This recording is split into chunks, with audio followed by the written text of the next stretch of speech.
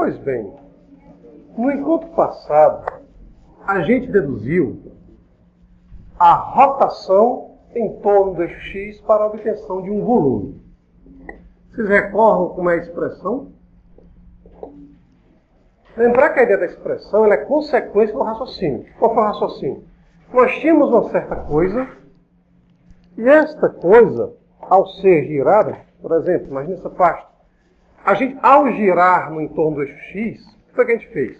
A gente, primeiramente, fatiou, formando retângulos, a nossa região.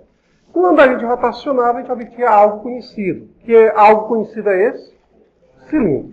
Só que o cilindro ele está deitado. Isto é, o seu raio corresponde a quem? Se eu olhar para o cilindro em pé. O meu raio corresponde agora ao nosso f de x. E a minha altura, já que ele está deitado, corresponderia ao tamanho do intervalo. Como então o intervalo é ΔX e a altura é f de x, a área no dado intervalo vai ser π r ao quadrado, isto é, vai ser π r ao quadrado, mas quem é r? É f de x vezes ΔX. Só que a ideia básica é que depois a gente vai tornar esse intervalo cada vez menor. Isto é, o ΔX vai tender para zero. Quando o ΔX tende para zero, a gente vira o diferencial dx. Então isso é a área para um intervalo. Se eu quiser a área total, basta calcular o somatório e depois fazer o n tendendo para o infinito. O somatório do n tendendo para o infinito é a integral definida de a até b. Então, nota, a fórmula é consequência. Consequência de quê? Da ideia. Tá certo? Bom, vamos fazer um pequeno exemplo aqui. Fora os três que a gente fez no curso passado, a gente deduziu o volume de um cilindro, o volume de um cone e o volume de uma esfera. Né? Então, exemplo. Seja fx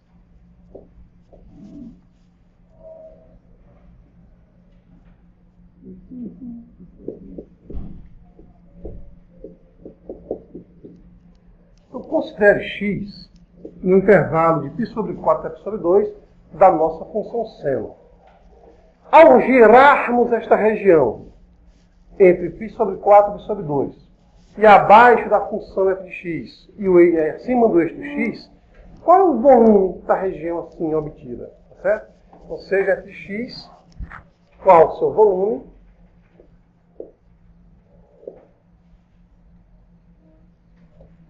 Ao rotacionarmos em torno do eixo x. Repara que, diferentemente dos problemas anteriores, a gente, se o passo for com Q minúsculo, colocou uma vírgula aqui não ponto, tá bom, gente? Então a gente, diferentemente dos problemas anteriores, está dizendo qual é o eixo que a gente quer fazer a rotação. A gente depois vai fazer uma dedução para o eixo dos y, porque dependendo do nosso contexto, às vezes a região obtida ao rotacionar em torno do eixo y é mais vantajosa do que a região a ser obtida rotacionando-se em torno do eixo x. Por isso que a gente apresenta os dois métodos de rotações. Ok? Bom, mas alguém poderia dizer, poxa, eu já ouvi falar de rotação do plano. Rotação de eixos. Posso utilizar isso daí? Poder você pode, só que isso é uma ferramenta mais da álgebra linear. E por enquanto a gente está andando separado. A gente só junta, só casa a álgebra com o cálculo na disciplina de cálculo vetorial. Por isso que a gente apresenta os dois métodos. Tá ok, gente? Então nós temos isso daqui. Se alguém quiser visualizar a figura, mas lembrar o essencial, nossa, é invisível aos olhos. É isso? Então a função seno. Ora, a função seno é uma função periódica. Recordam desses detalhezinhos? A gente vai de π sobre 4 até π sobre 2. De π sobre 4, estaria mais ou menos aqui, até π sobre 2. Então a gente pegou essa região, rachoreada de azul, e rotacionamos em torno do eixo do x. A gente vai encontrar algo parecido com isso daqui, ó. Imagina os nossos defeitos especiais. Corta, gira e amplia. Hã? Ele está girando? Girando. Ok? Diante. Então essa aqui seria a nossa região. Mas lembrando, em algum momento anunciado a gente pediu para ver a figura. Não vai precisar não, tá bom, gente? Não vai precisar. Então deixa eu começar a fazer e depois vocês copiam. Então, de novo, se eu não me lembrar da fórmula, o que é que a gente faz? Lembra como é que a gente obteve. É mais fácil você lembrar de onde ela vem do que sair fazendo decorebas das formulazinhas que nós teremos. Que a gente tem até agora essa daí, a gente vai deduzir uma em torno do eixo Y, a gente vai deduzir a fórmula do comprimento de ar, a gente vai deduzir a fórmula da área da superfície de revolução. Então, meus filhos, é o seguinte, você ficar decorando, por enquanto, 4 fórmulas, mais as 8 que a gente tem de técnica de integração, é preferível que vocês compreendam de onde elas vêm. Então, qual seria a ideia? Figura que nós não conhecemos. O que a gente faz? Lá na nossa região, a gente vai fatiar em N partes. Por razões didáticas, a gente divide em N partes iguais. Dividindo em N partes iguais, a expectativa é que isso aqui se aproxime de um cilindro. Por quê? Porque eu estarei rotacionando um retângulo. Ora, o volume do cilindro é π vezes R, mas quem é que faz o papel do raio? Como o cilindro está deitado, o papel do raio é a nossa função. E quem é a nossa função nesse caso? É a função seno. Então fica πr ao quadrado. Δx é a nossa altura. Como a gente está considerando intervalos cada vez menores, o Δx vira dx. Daí vai ficar integral. De onde até onde? Mas por que integral? A gente pegou o intervalo. Somamos todos os intervalos e depois fazemos o n tender para o infinito. Então vai ser integral de π sobre 4 até π sobre 2. Está claro isso, gente? Bom, o bom nessas aplicações é que a gente não vai ficar só preso às aplicações. A gente vai começar a inserir as chamadas técnicas de integração. Como assim? Bom, todos vocês sabem então, como π é constante, posso colocá-lo para fora. Aí ficaria a integral de π sobre 4 até a integral de π sobre 2 dessa expressão. Pelo teorema fundamental do cálculo, nós vamos ter que procurar uma função g e aplicá-la no limitante superior e depois aplicá-la no limitante inferior, onde g é a nossa integral indefinida. Está claro isso, gente? Onde g é essa nossa integral. Está claro? Repare, o π foi para fora porque é constante.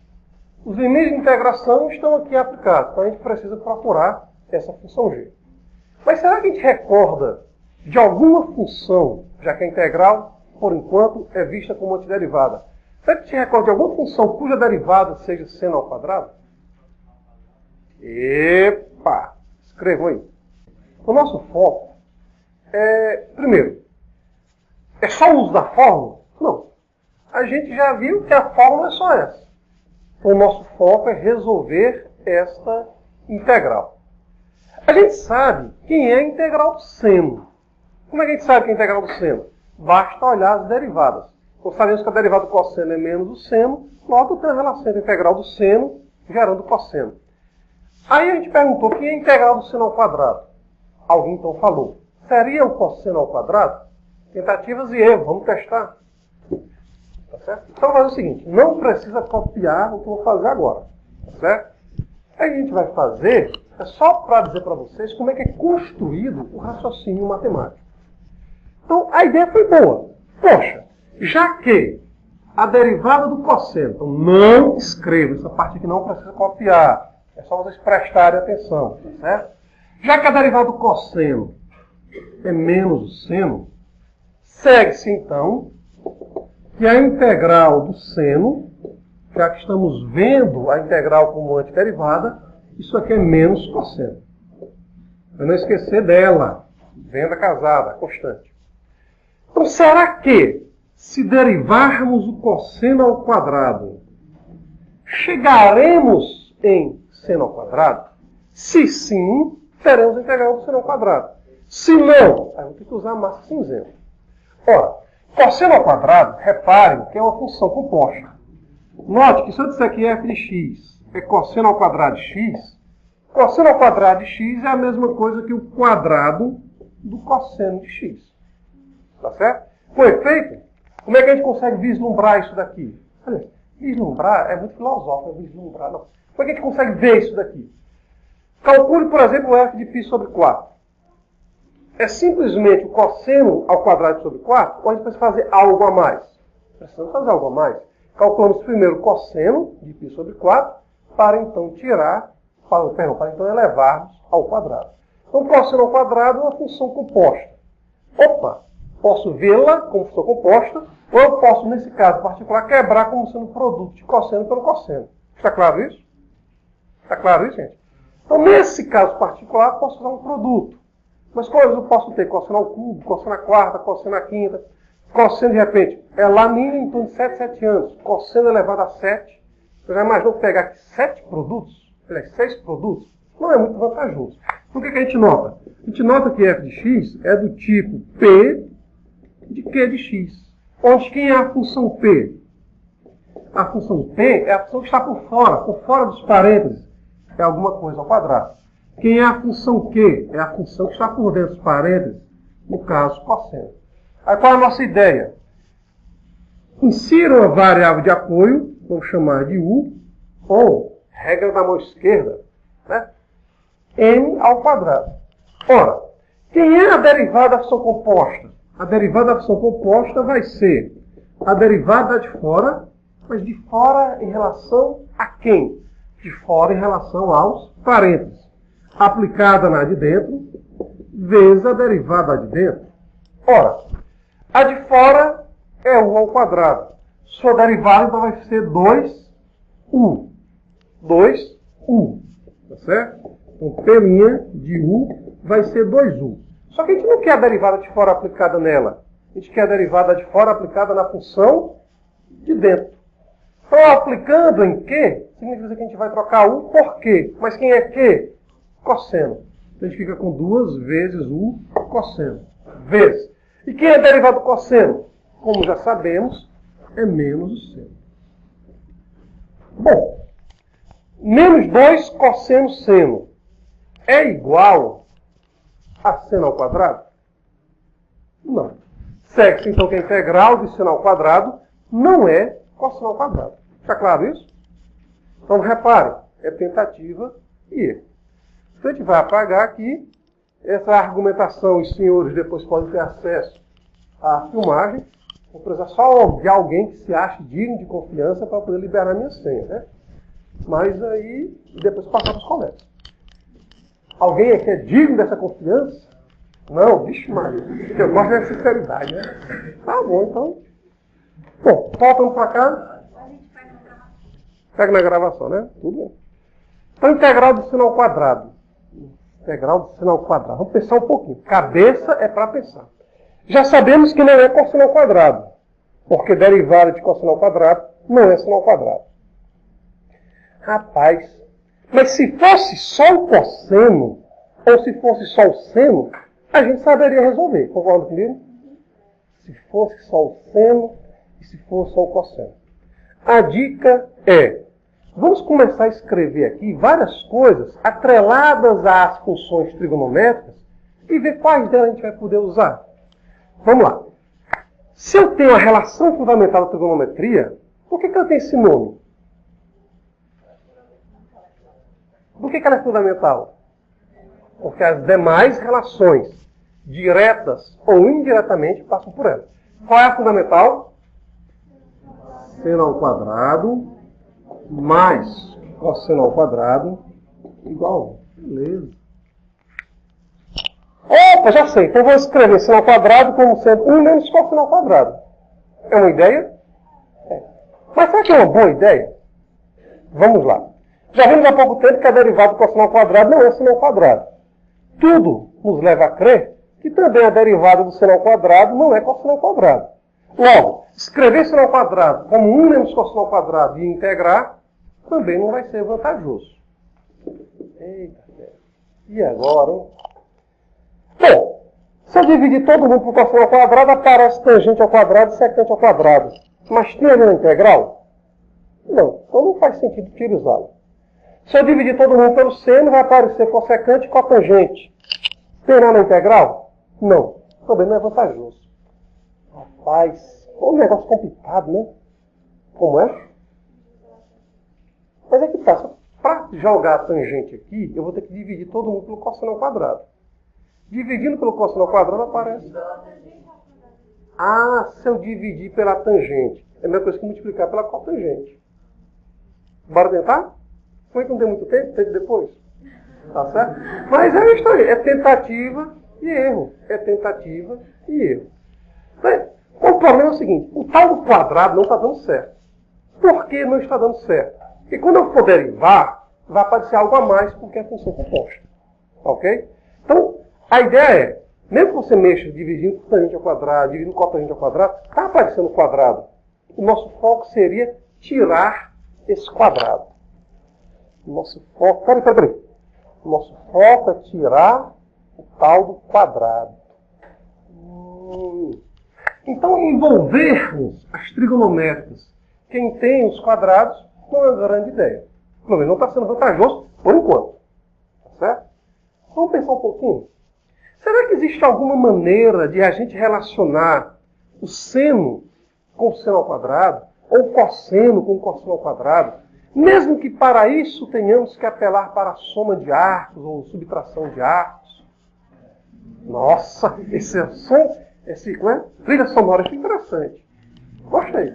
Vamos lá. Será que tem alguma maneira de associarmos, mesmo que a gente envolva soma de arcos, para termos seno ao quadrado com seno ou com cosseno? Traduzindo, a gente está vendo que pegar as relações que envolvem quadrados não está sendo uma boa ideia. Por quê? Porque ao derivar eu amplio e não reduzo o meu grau de dificuldade. A gente tem duas formulazinhas bem conhecidas dos senhores. O seno da soma e o cosseno da soma. Por sinal, o seno da soma, no semestre passado, até disse, citando o professor Ademir Jucá, né? Seguinte: na minha terra tem palmeiras onde cantam os sabiás. Seno A, cosseno B, seno B, cosseno A. Recordam disso? Pois bem.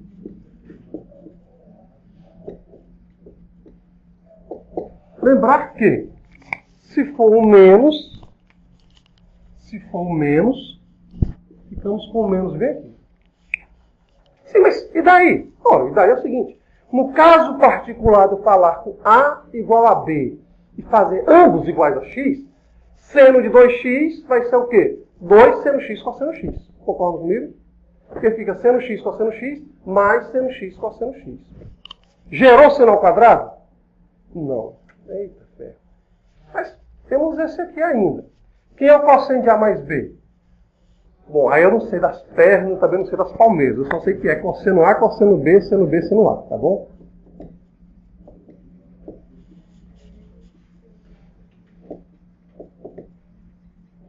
Ok, gente? Então, repara. Se são funções trigonométricas, eu tenho que ter em mente as relações trigonométricas. Se são funções hiperbólicas, relações hiperbólicas. Se são funções logarítmicas, eu tenho que fazer uso das relações que envolvem logaritmos. Está claro isso? E se for menos, que passa a ser mais. Opa! Seno A. Repara, no caso particular de x ser igual a A igual a B, aqui o que a gente já argumentou é esse. Mas nesse rapazinho de baixo, nós temos o seguinte. Cosseno de 2x. Por que 2x? Porque estou fazendo A igual a B igual a x. Estou indo para a soma. Está claro, gente? Então, x mais x, 2x. Vai ser cosseno de x vezes cosseno de x. Cosseno, olha só, ao quadrado de x. Menos seno. Ih, rapaz, o negócio é que apareceu cosseno ao quadrado e seno ao quadrado. Se fosse apenas alguém vezes seno ao quadrado, aí eu dizia que seno ao quadrado seria cosseno de 2x sobre esse alguém. Sendo esse alguém uma constante, jogaria para fora. E a integral do cosseno de 2x a gente conhece, que já foi deduzida para vocês. O problema é que está atrelado aqui o cosseno ao quadrado. Peraí.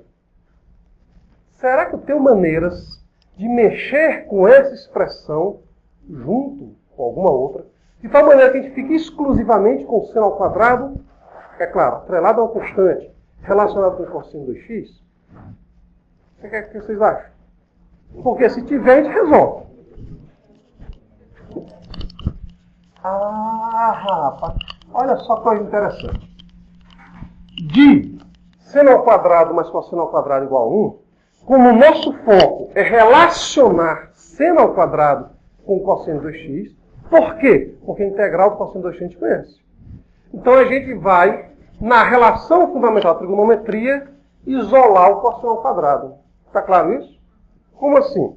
Cosseno ao quadrado será igual a 1 menos seno ao quadrado. Então aqui, onde tiver cosseno ao quadrado, nós vamos escrever 1 menos seno ao quadrado. O 1 menos seno ao quadrado, que aparece aqui na cor preta, é a substituição do cosseno ao quadrado. Tá ok? Ora, reparem que organizando a nossa expressão, ficamos com 1 menos seno ao quadrado dá menos 2 seno ao quadrado. E note, vou jogar o seno ao quadrado para o outro lado da igualdade. Jogar o seno ao quadrado do outro lado da igualdade.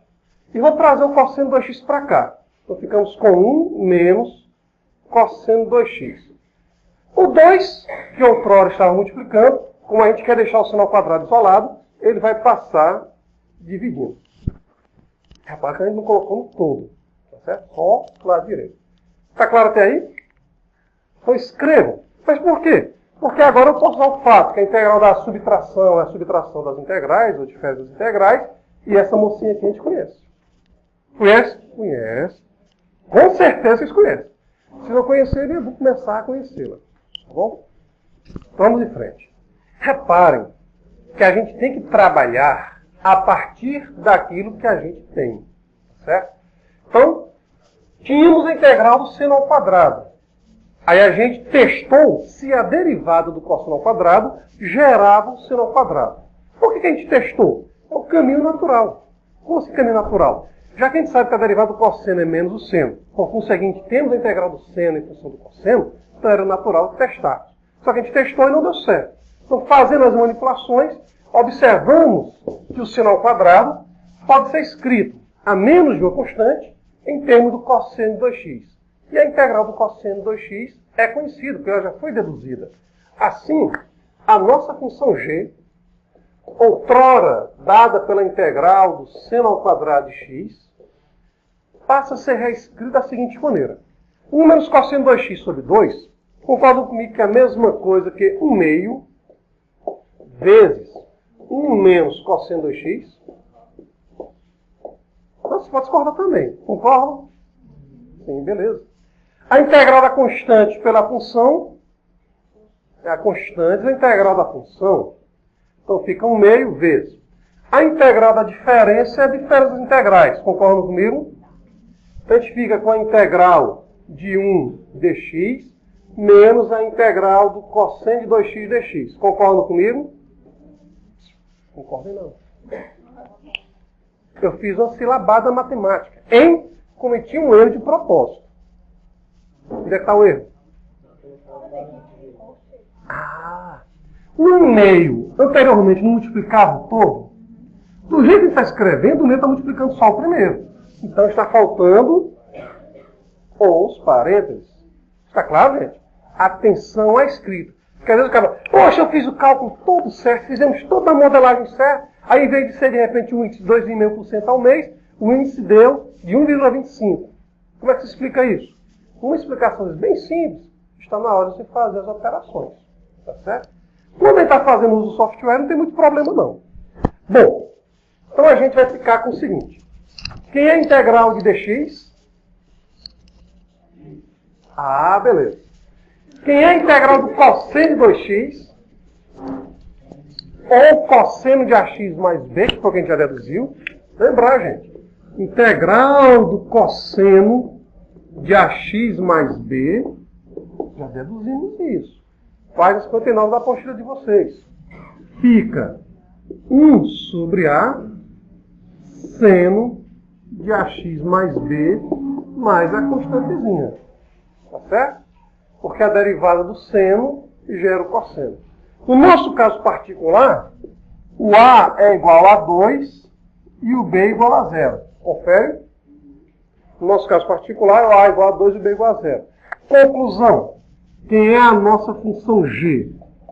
Fica 1 meio, que multiplica integral de dx, que dá simplesmente x, menos integral do cosseno de 2x, que é 1 meio do seno de 2x.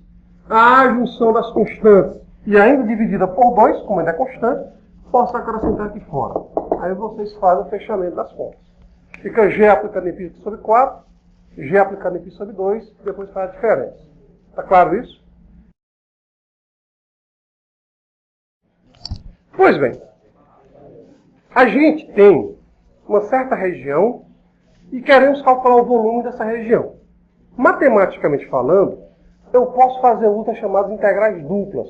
Porque se a integral simples representa a área, a integral dupla representa volume. Vixe? Mas agora que eu estou começando a aprender a calcular a integral simples, como calcular a integral dupla? Para isso a gente usa sólidos aproximados, ou sólidos de revolução. Os sólidos de revolução podem ser obtidos pela rotação em torno do eixo x ou rotação em torno do eixo y. Então a gente pode dizer, poxa, pode ser em torno da reta y igual a 3x mais 27? Pode. Para tanto, basta a gente fazer translação e rotação de eixos. Como translação e rotação de eixos é assunto agregado à álgebra linear, bem como ao cálculo vetorial, nós estamos vetorial na álgebra. Nenhum dos dois. Então a gente não vai fazer uso disso daí. Então a gente vai ter um ferramental, por exemplo, o seguinte. Vamos supor que a gente queira calcular o volume mais ou menos dessa região. Opa, está vivo, né? A gente quer calcular o volume dessa região. Ora, é como se fosse grosseiramente a junção de dois cilindros. Concordam comigo? Mas repara, se eu for... Essa expressãozinha aqui, ela é mais aproximada. Se eu pegar um cilindro e rotacionar em torno de um eixo que está na horizontal, ou se eu pegar um cilindro, ou um retângulo, e rotacionar em torno de um eixo que está na vertical. Nesse caso, é um eixo em torno da vertical. Então, nós temos o seguinte ferramental. Ou a gente pega uma região, rotaciona em torno do eixo dos y para gerar algo próximo disso, ou eu vou gerar um novo eixo do sistema de coordenadas, cujo eixo x seja agora na nossa vertical. Mas para eu fazer rotação de eixo, eu entro na álgebra, tá certo? Então o que é que a gente faz? Como a gente não está usando a ferramenta da álgebra, nós vamos deduzir uma nova fórmula, que é a rotação em torno do eixo dos y. É claro isso? Tem uma pergunta aí? Não? Então nós vamos deduzir a rotação. Repara, a rotação então do eixo x ela é válida para qualquer caso? É. Se eu tiver como ferramenta a rotação de eixos. Como a gente não está na álgebra, ou melhor, como ainda na álgebra vocês não viram isso, a gente não vai usar essa ferramenta. Ok? Rotação de eixos. Onde a gente tem na matriz de coordenadas. Se vocês tiverem visto, por exemplo, o livro do Alfred Steinbuch, na capa dele aparece uma matrizinha. E vocês já repararam aquela matriz? Cosseno alfa, olha como ela é interessante. O eixo do x está associado a quem? Ao eixo dos cossenos. O eixo dos y está associado a quem? Ao eixo dos senos. Quem é a derivada do cosseno? Quem é a derivada do cosseno? Quem é a derivada do seno? Cosseno. Essa matriz é a chamada matriz de rotação no plano. Tá certo? Já viram ela? Ah, já? Ah, bom, então não vou nem deduzir a fórmula de rotação por eixo y. Se já viram, a gente usa isso, gente. Ah, só viu? Ah. Depois que a letra fala. Tudo bem. Ah, então perdão. Porque a gente quer ver a história. Quanto menos fórmulas, melhor. Tá certo? Quanto menos fórmulas, melhor. Mas, lembrando, qual é a vantagem disso? Aquela nossa figurazinha, ela é melhor encontrada rotacionando em torno do eixo y. Ou eu uso o eixo x na vertical. Mas para usarmos o eixo x na vertical e o eixo y na horizontal, significa que a gente fez uma rotação de 90 graus com o sistema de coordenadas cartesianas. Aí usa aquela matriz. Ok? Então a gente vai deduzir essa outra fórmula partindo do princípio que a gente não vai fazer rotação de eixos. Está claro isso?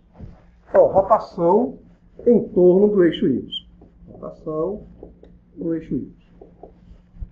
Bom, A gente vai praticamente ver que é Ctrl+C, Ctrl+V com as partes iniciais da rotação em torno do eixo X. Ctrl+C, Ctrl+V, de que maneira?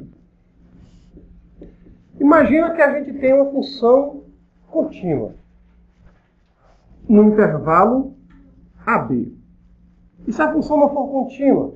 Cenas das próximas aulas. Então, imagina que a gente tem uma função contínua no intervalo que vai de A até B. E nós vamos rotacionar essa região em torno do eixo dos Y. Está claro até aqui? Ora, o que a gente vai fazer? A ideia é que a gente trabalhe com coisas conhecidas. Se eu girar essa expressão... Opa, peraí. Repare que se é que a gente vai rotação em torno do eixo Y, a gente vai ter tipo um buraco aqui no meio. Concordam comigo? Quem às vezes tem a necessidade de cozinhar, antes de fazer bolo, claro, com a massa preparada, né, praticamente, já viram aquelas formazinhas que tem aquele buraquinho no meio? Ah, é como se fosse isso daqui. A gente vai girar, e quando a gente gira, é como se a gente encontrasse algo parecido com aquilo ali. Aquelas formazinhas de bolo com um buraco no meio. Está claro isso, gente?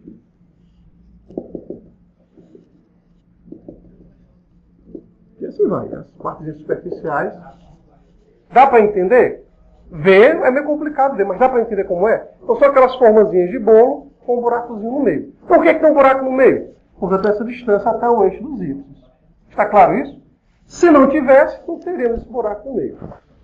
Está claro até aí?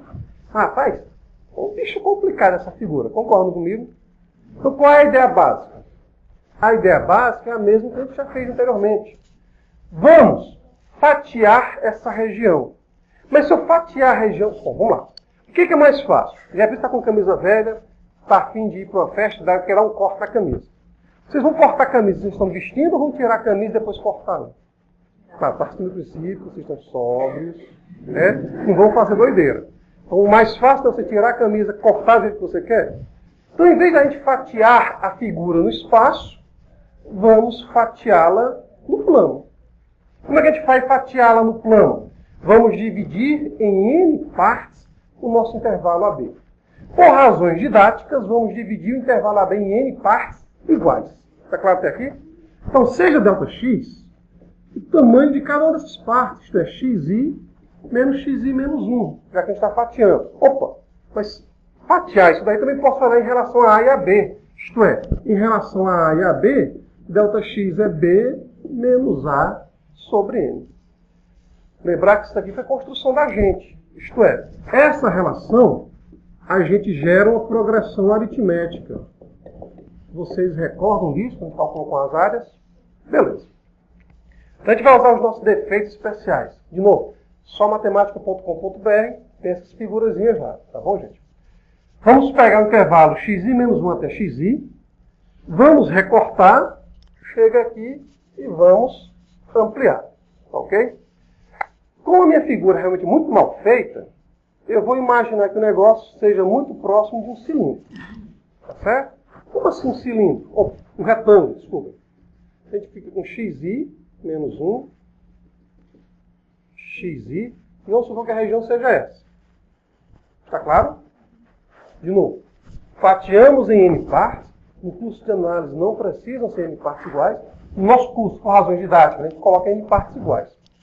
Aí pegamos uma das partes, ampliamos e vamos olhar o comportamento dela. Está claro até aqui?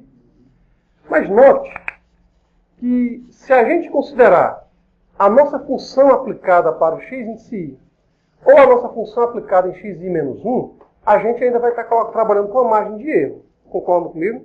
Para mais ou para menos. E essa margem de erro, depois ela pode ser muito influenciada por conta desse espaço aqui no meio da região. Está claro até aqui, gente? Então, escolher xi ou xi menos 1 para gerar o f de xi e o f de xi menos 1, talvez, desta vez, não seja uma boa escolha. Então, o que a gente vai fazer? Nós vamos escolher alguém dentro do intervalo, vamos chamar esse alguém de x asterisco, tal que o retângulo que a gente gerar, vamos supor que no olhômetro seja esse daqui. o retângulo que a gente gerar seja aquele que, ao girarmos em torno do eixo dos y, aquilo que a gente excluiu seja bem próximo daquilo que a gente incluiu. Está claro isso? Então vamos pegar o x asterisco, e por conseguinte nós vamos ter o f de xi asterisco. Por que a gente garante que existe isso? Porque a gente está partindo do princípio que a função ela é contínua. Então a gente vai gerar esse retângulozinho aqui, ó. Dá para perceber? Estamos gerando retângulo. A gente espera que no somatório, a gente tenha minimizado nossa margem de erro. Está claro isso? De novo, por que eu não vou pegar o xi ou o xi menos 1 nesse caso? Já que nós temos uma relação direta entre eles e o Δx. Porque agora a gente tem esse buraco aqui no meio. E dependendo das escolhas que a gente faça, podemos ter para o intervalo uma boa escolha, mas não ser a melhor escolha por conta do giro, por conta da rotação. Está claro até aqui? Mas, peraí. Se a gente está inserindo esse rapaz, quem é ele? Bom, por enquanto vamos deixar aí. Eu sei que ele é alguém, que a gente depois vai olhar quem é esse alguém, de tal maneira que essa escolha seja a melhor possível. Está claro até aqui? Por enquanto ele é alguém. Depois eu vou olhar quem é a cara desse alguém. Está claro até aqui, gente? Porque os livros de idade já dizem, olha, considere fulano sendo... Por quê? Vamos chegar logo nele. Então, ao girarmos, vocês concordam comigo que nós vamos ter tipo 2 cilindros, um dentro do outro, ao fazermos o giro dessa região em torno do eixo dos y.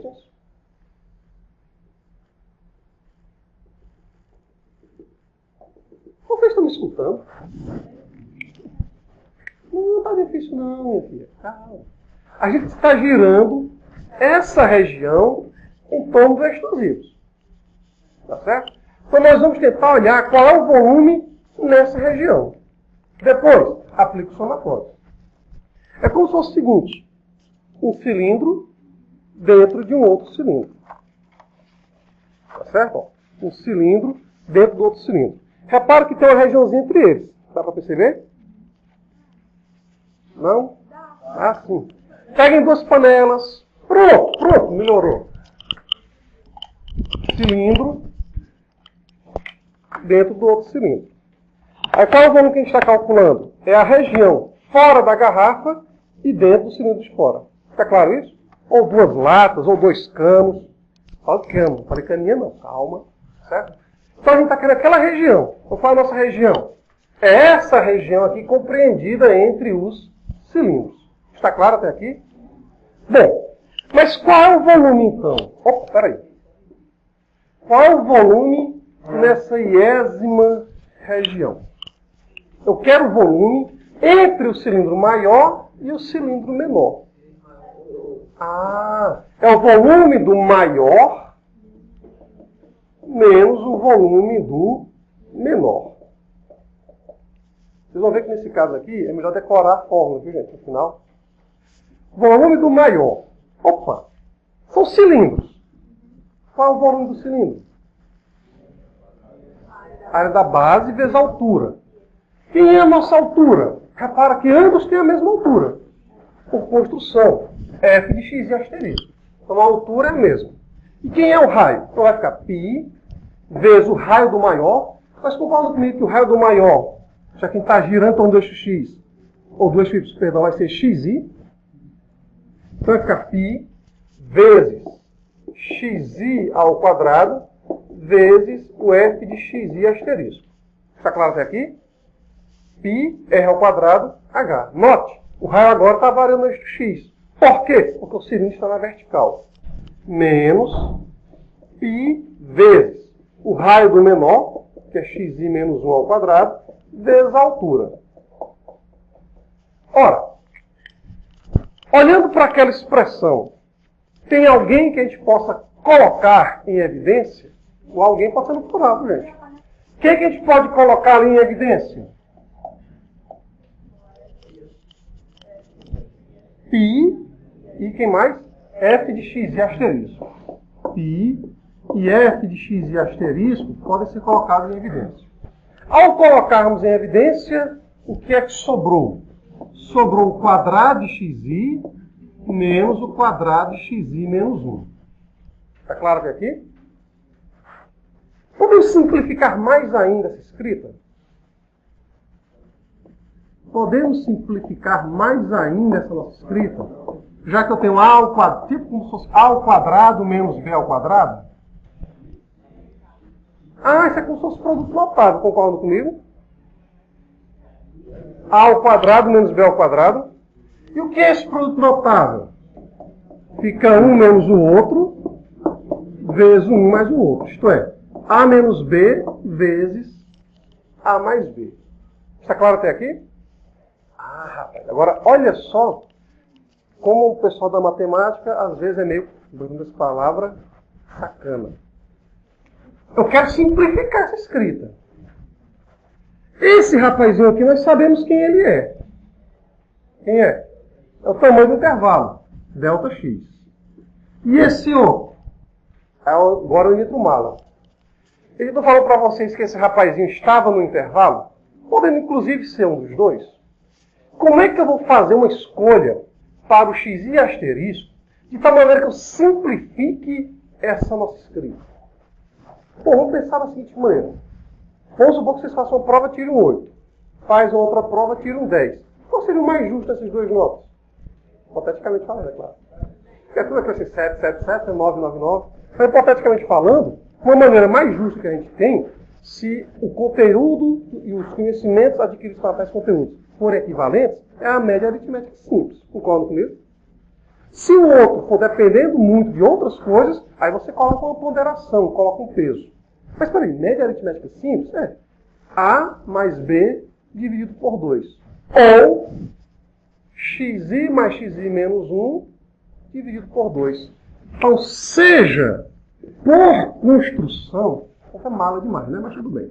Seja xi asterisco a média aritmética entre xi e xi menos 1. Por conseguinte, quem é xi mais xi menos 1?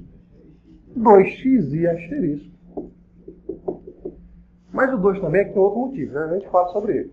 Então, ao fazermos essa substituição, a gente nota que o volume no iésimo intervalo será aproximadamente 2π xi asterisco. Interessante. O x é como se fosse um raio, né? 2πr seria o quê de uma circunferência? Seu comprimento. Vezes f de xi asterisco vezes ΔX. Escrevam aqui, por favor, que a gente falta fazer o fechamento. Tá certo? Aqui foi uma escolha arbitrária, alguns poderiam dizer. Vamos pensar um pouquinho. A gente tinha aquela ideia da calota, tá certo? Um cilindro dentro do outro. Se eu começar a fatiar cada vez mais, a tendência é ficarmos com um único cilindro. Concordam comigo? Cuja altura é o f de x asterisco e cuja base passa a ser o quê? Cujo raio passa a ser quem? O próprio xi asterisco. Note. 2πr, que é o raio, h. 2πrh é como se fosse a área lateral desse nosso cilindro. Concordam comigo? E como é que eu encontro o volume? Na área da base, a altura? Então, isso aqui é a nossa área da base e temos uma altura infinitesimal. Vixe, e é. Como é que eu calculo o volume desse quadro? Repara, a base é grande. Posso colocar em metros? A altura é grande. Dá para colocar em metro, 1 metro é alguma coisa. Mas repara que a altura, não dá para colocar, pelo menos expressá-la em metros, é melhor colocar em centímetros, em torno de 1,5 cm. Está claro isso? Então, base, a área da base é grande e a altura é pequena. Ora, seguindo esse mesmo princípio, faz sentido falarmos do volume de uma folha? Faz. Embora ele vai ser bem próximo de zero. Por quê? Eu tenho base, tenho altura, e então a medidazinha em milímetros, ou no caso, dá até colocar micrometros ou micrômetros da nossa altura. Está claro isso? Então, repara, não é à toa essa nossa escolha. Então imaginem, de novo, se é para deduzir, não deduzam, entendam. É como se fosse a área da base vezes a altura. E quem é a nossa área da base? Quem é a nossa base em questão? A nossa base em questão é um cilindro aberto. Isto é a área lateral de um cilindro. Está claro isso? Repara que para o outro método, a gente usou a área da base vezes a altura. Nesse aqui a gente usa a área lateral vezes a altura. Onde quem é que vai fazer o papel da altura? O nosso ΔX. Está claro? Bom, o que é V? V, para termos a igualdade, passa a ser o limite do somatório. Porque eu vou somar tudo isso aqui. Que limite? O limite quando o n vai para o infinito. Quando o n vai para o infinito, ΔX se aproxima de zero. Então a gente vai ficar com integral de A até B de 2π. Se eu estou trabalhando dentro do próprio domínio, já não faz sentido escolher um valor aleatório. É o próprio valor da minha função. Então fica 2πx. Idem, se é o valor qualquer da função, não é mais f de x asterisco, é o próprio f de x. E como o ΔX é muito próximo de zero, vira o diferencial dx. Está claro isso? Está claro isso, gente? De novo. Lá para o eixo do x. Vamos recordar que é o eixo do x. A área da base, que é a nossa base, é πr² vezes a altura. Essa é a ideia para o eixo do x. Mas quem é que faz o papel do raio? Quem faz o papel do raio no eixo do x é o f de x. E a altura é o nosso ΔX. Como o ΔX tende para zero, então vai ficar integral de A até B, ΔX virando dx. Essa daqui, a ideia básica, então aqui a gente pegou um cilindro, pegando o cilindro, a gente olhou para a área da base e a altura. Para o outro, é como se a gente pegasse a área lateral. É como se fosse um tentando compensar o outro. Está claro isso? A área lateral. Quem é a área lateral de um cilindro? 2πr, que é a sua base, vezes a altura. Mas quem faz o papel do raio? Como o cilindro está na vertical, quem faz o papel do raio é o próprio x. Quem faz o papel da altura? É o nosso f de x. E isso daqui para encontrarmos a área lateral, 2πrh. E a nossa altura da expressão como um todo é o nosso ΔX. Está claro?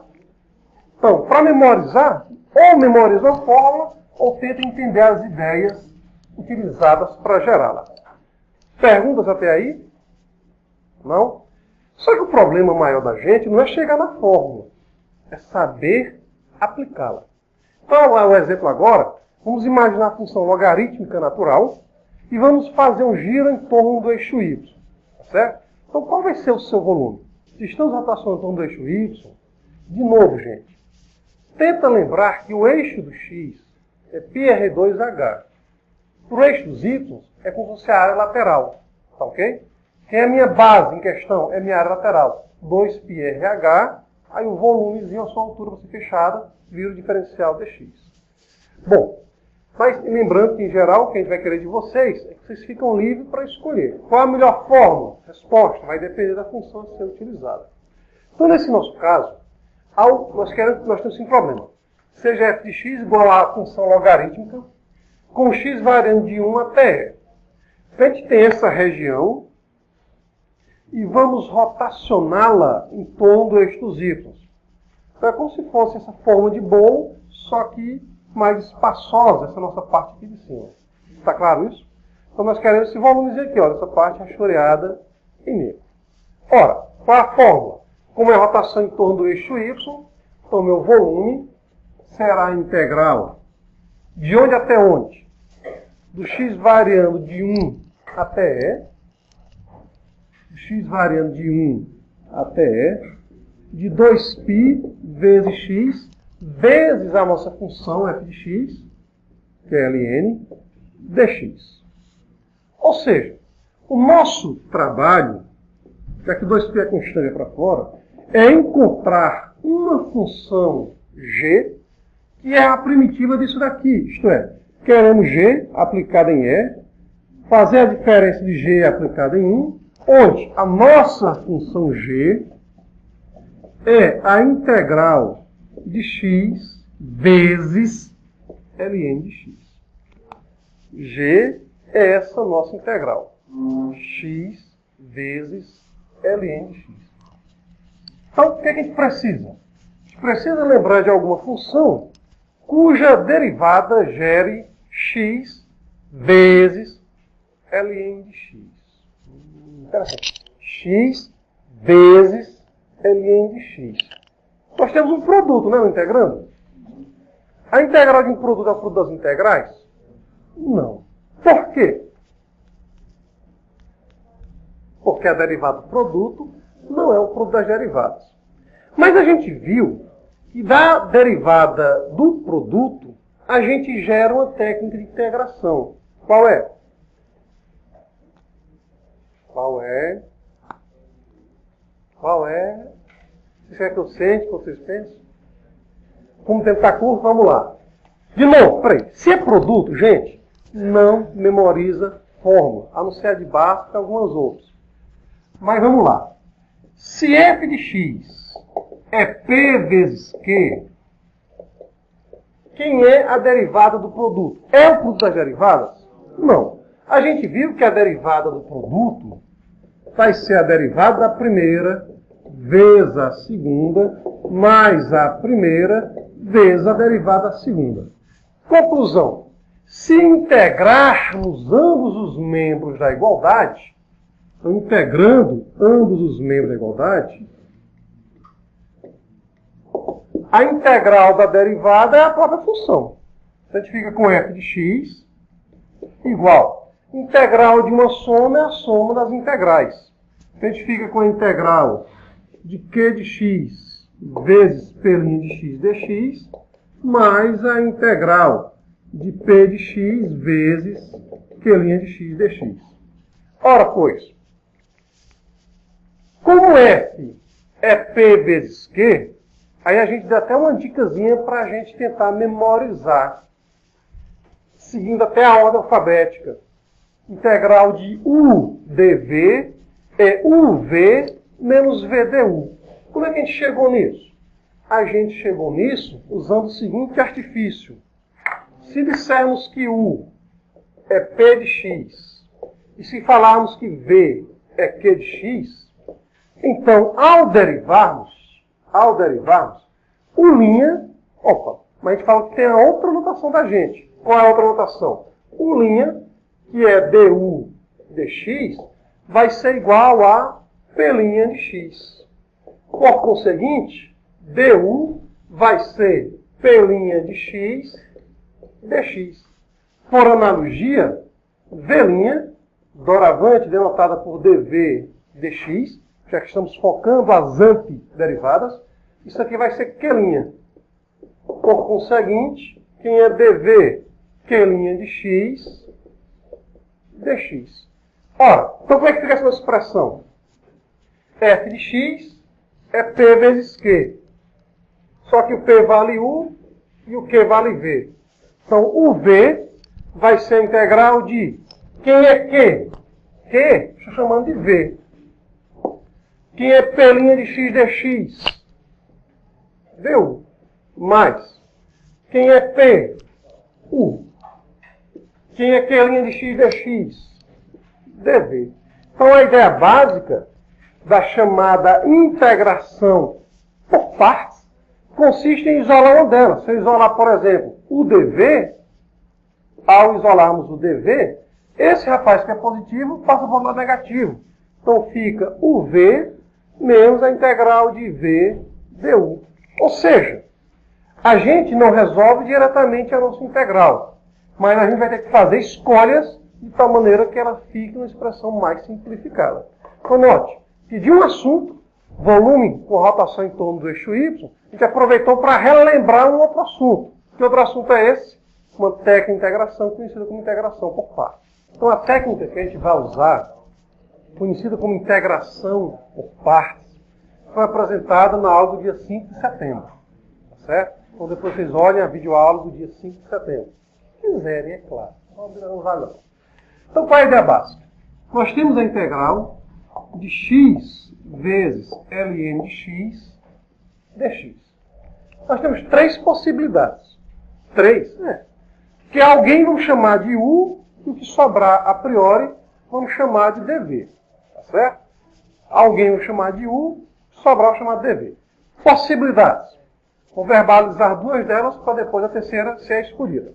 Não necessariamente nessa ordem.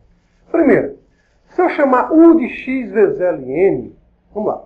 Se eu chamar U disso daqui, ao derivar o produto, vou ficar com a derivada da primeira, que dá 1, vezes ln de x, mais a primeira, x, vezes a derivada da ln de x. Então, se eu chamar U de x vezes ln de x, vai ficar ln de x mais 1. Ao passo que, sendo dv igual a dx, v passa a ser x. Então, se a gente for integrar, eu vou escrever um pouquinho, de novo. Como vai ficar na gravação, depois você acessa a gravação. Se, que a gente tem escolhas.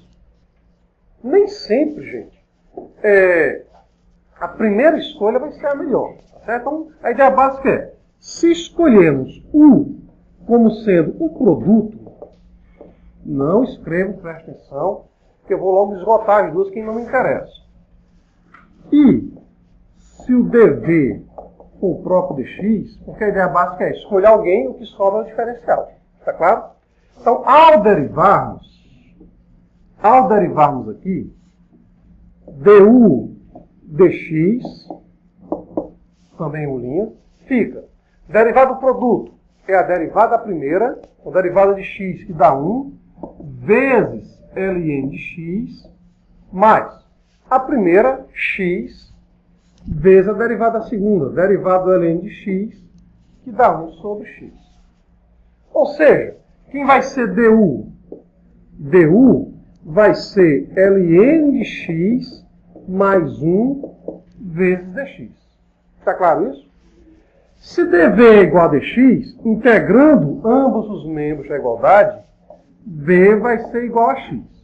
Mas note, pela nossa expressão, eu vou ter v du. V du. Olhando para v du, então fica x vezes ln de x mais x. Opa! Em vez de simplesmente reduzir o meu grau de dificuldade, a gente foi ampliar. Então, escolher o U como sendo produto não é uma boa escolha. Está claro, gente? Não é uma boa escolha.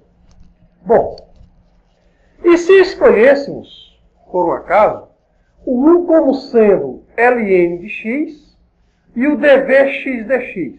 Essa de quebra que não é boa mesmo. Por quê? Porque se o dv for x dx, ao integrarmos x dx, vai aparecer quem? X ao quadrado, a mesma constante. A gente aumenta o grau de dificuldade. Conclusão. Se não é uma boa escolha, fazemos U sendo produto. Se não é uma boa escolha, fazemos U ser o próprio ln de x, segue-se que, por exclusão, escolhemos o produto e depois escolhemos só esse. Qual é a exclusão que está faltando? O U ser o próprio x. Está claro?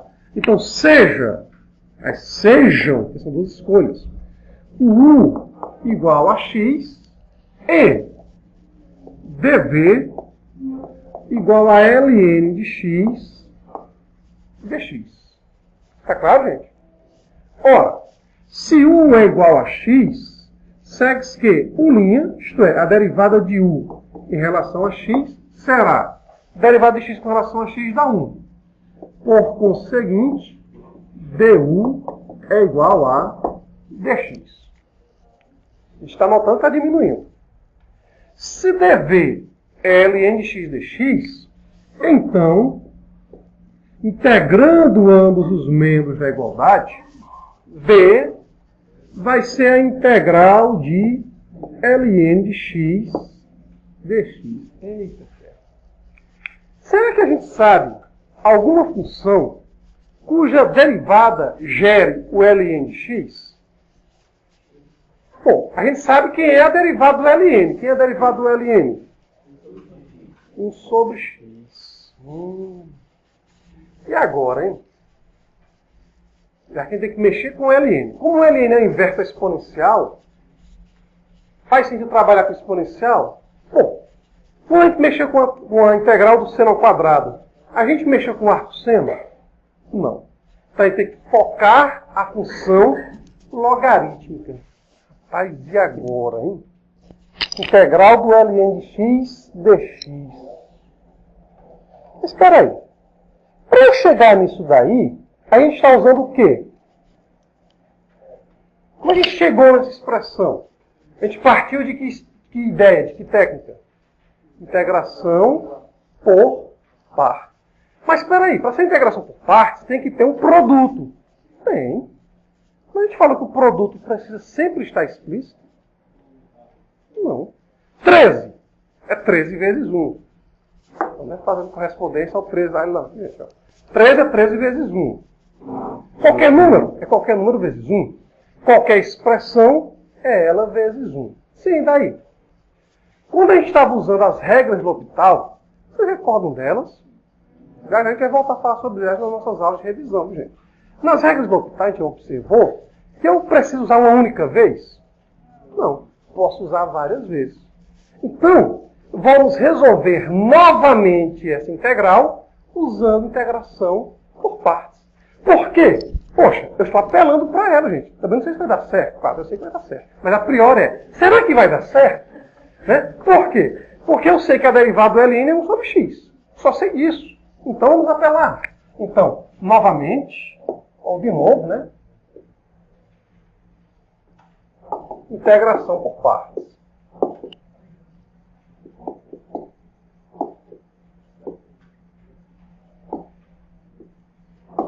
Então, quero calcular a integral do ln de x vezes dx. Para evitar o abuso na notação de u e de v, eu vou usar o seguinte artifício. Vou argumentar que a integral de w dy, tá certo? É wy menos a integral de y dw. Tá ok? Para evitar o u e o v, é como se o u agora fosse w e o v fosse o meu y. Tá claro, gente? Para evitar abuso da notação da integração por partes. Mas você pode chamar de u asterisco e v asterisco? Pode. Negócio que de repente começar a ver asterisco demais na cabeça de vocês, complica. É brincando, mas é sério.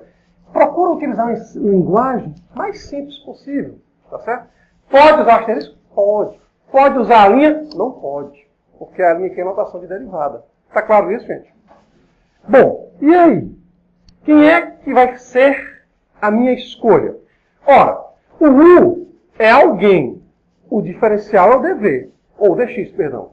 Quem é o único alguém que eu tenho aqui como escolha? Ou, perdão, quem é que vai ser o candidato a w? ln de x. Por quê? Porque só tem ele. Então, se chamarmos w de ln de x, segue-se que o dy será o próprio dx. Só tem essa escolha, gente. Só tem essa escolha. Ora, se dy é dx, integrando ambos os membros da igualdade, segue-se que y vai ser igual a x. Está claro até aqui? Se w é ln de x, derivando ambos os membros da igualdade em relação a x, fica 1 sobre x, que é derivado do ln. Por conseguinte, quem é w? W vai ser 1 sobre x dx. Ora, e aí? Daí, a nossa integral do ln de x dx será, é como se fosse w dy. Vai ser w vezes y, mas quem faz o papel de w? ln de x. Quem é que faz o papel de y? X. Então fica x vezes ln de x, menos a integral de y, mas quem é y? X, vezes dw, mas quem é dw? 1 sobre x dx. Conclusão. Quem é a integral do ln de x dx? X vezes ln de x, menos x dividido por x dá 1, integral de dx, x. Mas a constantezinha, só que a constante a gente vai deixar para jogar só no final. Então a gente usou a integração por partes para resolver essa integral. Só que agora eu vou voltar nela para a expressão geral. Escrevam, por favor. Então nós temos escolhas, tá certo? Algumas funções, se eu pegar todo o produto, a gente vai notar que vai simplificar. Tem outras que não vão. Então a gente tem que fazer o teste, tá certo? Então ficamos com a ideia da integral de u dv. Ora, que é a integral de u dv? Fica u vezes v. Então, quem faz o papel de u? X vezes v. Mas quem é v? V é a integral do ln. E percebemos que a integral do ln tem que ser resolvida por integração por partes. Mas note, a gente primeiro esgotou. Como é que a gente esgotou? Primeiro a gente pensou na função cuja derivada gerava o ln. Não veio nenhuma à cabeça. Então, se a gente esgota, isto é, no caso das trigonométricas, qual é a função, que é derivada, é o centro. A gente tem que olhar alguma coisa. Se eu esgotei todas essas ideias, vamos ter que apelar para as chamadas técnicas de integração. A única que a gente tem até agora, sem ser a integração direta, é a integração por partes. A gente usou e deu certo. E se não tivesse dado certo? Tem umas 8 ou 9 que a gente vai ver ainda mais adiante. Tá certo? Então a ideia básica é tentativa e erro, sair usando. Então fica U, que é o X, e vezes V. Mas quem é V? X é ln de X menos X. Concorda comigo que eu posso colocar esse X aqui em evidência? Então fica X, que multiplica X vezes ln de X menos 1. Mas, gente, mantém só o foco. Na pressa, quando o cara vai substituir valores numéricos, calcula X menos 1 para depois tirar o ln. Não é isso. É o ln de X menos 1. Tá claro, gente? Por quê? Porque a gente colocou lá o X em evidência. Então isso aqui é como se fosse a expressão U vezes V. Tá claro, gente? U vezes V menos a integral de V du. A integral de V du. Mas quem é o nosso V? Quem é o nosso V? O nosso V é X vezes ln de X menos X vezes du, que é o nosso dx. Vamos fazer, poxa, por que você não escreveu como sendo X vezes ln de X menos 1? Porque eu posso separar isso aqui usando a integração por a diferença de integrais. Tá certo? Se eu escrevo produto, não garanto que a integral do produto é o produto das integrais. Então isso daqui vai ser o quê? V du. Alguém pode dizer, poxa, mas não resolveu foi nada. Resolvemos. Como assim resolvemos? Olha só. Desenvolvendo essa escrita, preste atenção, vocês copiam, desenvolvendo, ficamos no lado esquerdo x vezes ln de x dx igual x ao quadrado, que multiplica ln de x menos 1. Até aí, tudo bem? Agora veja. A integral da diferença é o quê? Diferença das integrais. A gente fica com menos a integral de x vezes ln de x dx. E menos com menos dá mais a integral de x dx. Está claro, gente? Sim, e aí? Repara, esse rapaz que é negativo, podemos passá-lo para o outro lado da igualdade. Concorda comigo? Por conta da paciência de você já está meio reduzida, fica igual diab, 3 copipas. Vai ficar o seguinte, atenção. Esse rapaz que é negativo, passa para o outro lado positivo. É como se fosse fulano mais fulano dá o quê? 2 fulanos. Então esse meu fulano, integral de x, ln de x dx, vai ser 1 meio. Tá claro? 2 vezes 2. Joga para o outro lado, aí soma. Fica 2. Aí vai passar dividindo. Aí vai ficar 1 meio vezes x ao quadrado, que multiplica ln de x menos 1, que é essa expressão, mais a integral de x, que é x ao quadrado sobre 2. Tá claro, gente? Eu só posso desenvolver mais ainda x ao quadrado negativo, com mais ao quadrado sobre 2. Pode, rapaz. Pode. O importante é que a gente chegou na nossa integral.